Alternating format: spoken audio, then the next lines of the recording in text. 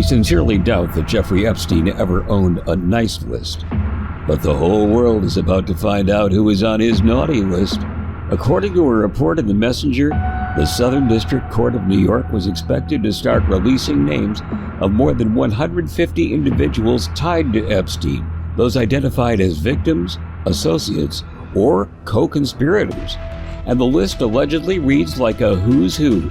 Individuals already thrown under the media's press bus by premature leaks include former U.S. President Bill Clinton and England's Prince Andrew.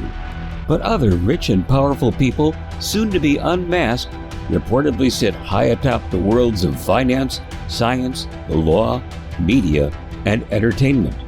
Make no mistake, Jeffrey Epstein was a convicted sex offender sentenced to 18 months for the sexual solicitation of a minor as part of a 2008 Florida plea deal. 10 years later, the Miami Herald linked the purportedly late financier and pedophile to 80 young women who claimed they were victims of Epstein's sexual abuse. The magnitude of the corruption, the weight of the allegations, and the positions of its participants raised the scandal to a whole new level. This is not your typical case of bad company corrupting good morals, or guilt by association. While no criminal charges have been filed yet against any individuals about to be unmasked by order of federal judge Loretta Preska, no one should underestimate the results of their pending trials in the powerful court of public opinion. Many named here have already claimed their place in Epstein's Hall of Shame. For Americans with a conscience and more than one remaining shred of morality, two issues remain though. First, we mourn the victims, the youngsters of both sexes so misused and abused by many in positions of power simply because they could and did. We also wonder whether the dam of silence surrounding Jeffrey Epstein and his privileged, protected friends is about to break. There are signs. Also, questions of geopolitics exist. Was Jeffrey Epstein blackmailing his guests by making and keeping videos of their illicit encounters with underage targets?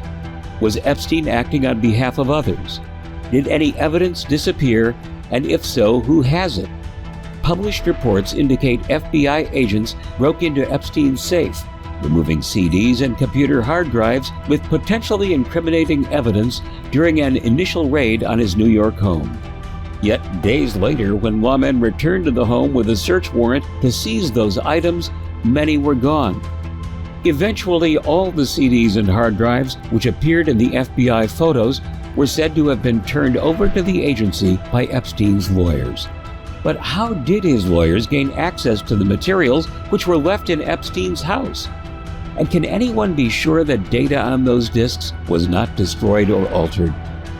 Clearly, Jeffrey Epstein and many of his guests believed they could indefinitely get away with their pay-to-play, hypocritical, and illegal lifestyles. For years, many of them have done just that. Is this about to change? Or will the legal double standard separating Hillary's guilty, irredeemable masses from their innocent, untouchable masters ever be dismantled?